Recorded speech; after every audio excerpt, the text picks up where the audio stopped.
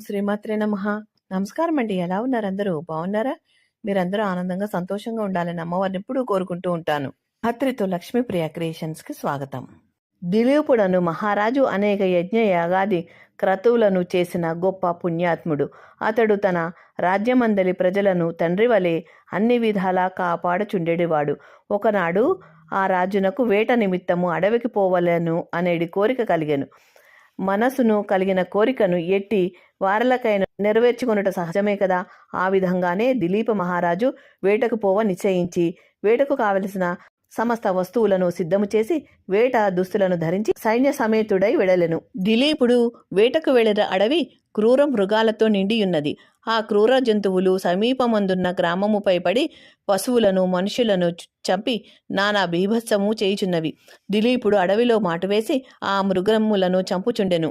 అతని పరివారము కూడా మృగములను మట్టు పెట్టుచుండిరి. ఇలా కొన్ని రోజుల వరకు అడవి అందు ఉండి అనేక క్రూర జంతువులను చంపిరి. ఒకనాడొక మృగముపై బాణము వేసెను. ఆ బాణాన్ని తప్పించుకొని ఆ మృగము పారిపోయెను. దిలీపుడు పట్టు విడవక దాని వెంట పరిగెత్తెను. ముందు మృగము, వెనుక దిలీపుడు, అతని వెనకాల పరివారము పరిగెడుచుండగా ఆ మృగము కీకారణ్యమున ప్రవేశించెను. అప్పటికి దిలీపుడు అలసిపోయినందున దాహముచే నాలుక ఎండిపోచున్నది. మరి నీటి కొరకు పరివారమంతా వెదుకుచుండిరి. అదృష్టం కొల్ది ఆ సమీపంలో ఒక సరస్సు కనిపించింది. దానిని చూసి సంతోషపడి దిలీపుడు సరస్సును సమీపించెను. ఆ సరస్సు అంతులేని తామర పువ్వులతో నిండి అతి మనోహరముగా నుండెను. దిలీపుడు అతని పరివారము తృప్తిగా నీరు త్రాగి గట్టుపైన ఉన్న వటవృక్షం కింద అలసట తీర్చుకొనుచుండగా దిలీపుడు వేటలో చెల్లాచెదురుగా తరిమివేసిన పులులు, సింహాలు, అడవి పందులు మొదలగు జంతువులు కూడా ఆ సరస్సు వద్దకే వచ్చి చేరినవి. దిలీపుడు అతని పరివారము వాటిని చూచి గురిపెట్టి బాణాలు వేసి చంపిరి. దిలీపుడు సంతోషించి వాటి చర్మాలను ఒలిచి తన నగరమునకు బయలుదేరి వెళ్ళిపోచుండెను. ఆ విధంగా ఇంటి ముఖం పెట్టి వెళుచున్న సమయమున మార్గమందు ఒక సద్బ్రాహ్మణుడు ఎదురయ్యెను. ఆ బ్రాహ్మణుడు బ్రహ్మ తేజస్సు కలిగి ప్రకాశించుచుండెను. ఆ విపురిని చూడగానే దిలీపుడు ఆగి నమస్కరించి చేతులు జోడించి నిలబడెను. ఆ బ్రాహ్మణుడు కూడా క్షణమాగి ఆ రాజునుగాంచి ఈతని ముఖవర్చస్సును చూడగా గుణవంతుడు వలె ఉన్నాడు, ఈతనికేదైనా ఉపకారము చేయుట మంచిది అని మనసులో తలంచి, మహారాజా, శుభకరమైన ఈ మాఘమాసంలో సరస్సు దగ్గరలో ఉన్నను అందులో స్నానము చేయకుండా ఇంటికి పోవుచున్నావేమి?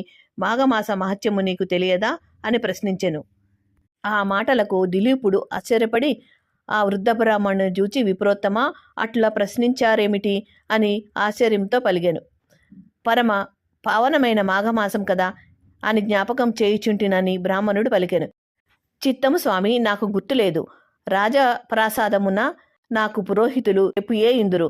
నేను మృగయ వినోదినై వచ్చి అడవిలో కొద్ది దినములుండుట వలన నాకు ఆ విషయము జ్ఞప్తికి రాలేదు. కావున మాఘమాస మహత్యము తెలియజేయవలసిందిగా ప్రార్థిస్తున్నాను అని దిలీపుడు వేడుకొనెను.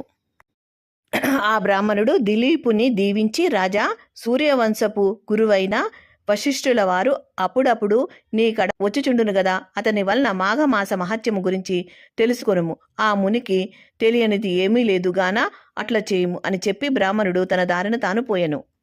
దిలీప మహారాజు వశిష్ఠుని కడకు పోవుట. దిలీపుడు తన పరివారముతో నగరము చేరెను. పదే పదే బ్రాహ్మణుని మాటలు జ్ఞప్తికి తెచ్చుకొని ఎటులను ఆ రాత్రి గడిపెను. మరునాడు ప్రాతకాలమున లేచి కాలకృత్యములు తీర్చుకొని మంచి ఉడుపులు సకలాభరణములు ధరించి మంత్రి సామంతులతో వశిష్ఠుల వారి దర్శనమునకై వారి ఆశ్రమునకు వెళ్ళెను. ఆ సమయంలో వశిష్ఠుల వారు తపమాచరించుచున్నారు. శిష్యులు వేద పఠనము గావించుచున్నారు. దిలీపుడు ఆ దృశ్యము చూచి వారికి తపోభంగము కలగనీయరాదని కొంత తడవు వేచి ఉండెను. దిలీప మహారాజుకు వశిష్ఠుల వారు గురుతుల్యులు. అందుచే గురుభక్తి మిక్కుటముగా నుండెను. మరి కొంతసేపటికి వశిష్ఠుడు తపస్సు నుండి లేచి రాజును సకల ప్రశ్నలు అడిగి ఉచితాసనంపై కూర్చుండబెట్టి వచ్చిన రాజును కారణమేమని అడిగెను. దిలీపుడు వశిష్ఠులతో, ఋషి సత్తమా, తమ వలన నేను అనేక రాజధర్మములు పురాణ ఇతిహాసములు విని సంతుష్టుడనైతిని. కానీ మాఘమాస మహత్యము గాని దాని ధర్మములు గాని తెలియనందున ఆ విషయములు తమ నుండి తెలుసుకొన గోరి తమ వద్దకు వచ్చితిని. గాన పరమ పావనము మంగళప్రదము అయిన మాఘమాస మహత్యమును వివరించవలసిందిగా కోరుచున్నాను అనెను. అవును మహారాజా, నీవు కోరిన కోరిక సమంజసమైనదే. మాఘమాసము యొక్క మహత్యము ప్రతి ఒక్కరూ తెలుసుకొని తరించవలసిన మా ఆవశ్యకత ఎంతైనా గలదు. మాఘమాసం యొక్క మహత్యమును వర్ణింప నాకు కూడా శక్యము కాదు. ఇతర దినములలో చేయు క్రతువులు గాని యాగములు గాని ఇవ్వనంత ఫలము కేవలము మాఘమాసములో చేయు నదీ స్నానము వలన గొప్ప ఫలము కలుగును. అటువంటి ఫలము నిచ్చు మాఘమాసము అన్ని విధముల శుభప్రదమైనది గాన ఈ మాఘమాసమునందు చేయు నదీ స్నానము వలన మనుజుడు పుణ్యాత్ముడు అగుచున్నాడు. అంతేకాదు మాఘము అన్ని విధాల పుణ్యప్రదమైనది. అంతేగాక పుణ్యకార్యము వలన స్వర్గలోక ప్రాప్తి తాత్కాలికంగా కలుగును గాని మాఘమాసంలో సంపాదించిన ఫలము వలన శాశ్వత స్వర్గలోక ప్రాప్తి కలుగును. ఇంతగన్నా మహత్తు గలది మరొకటి లేదు.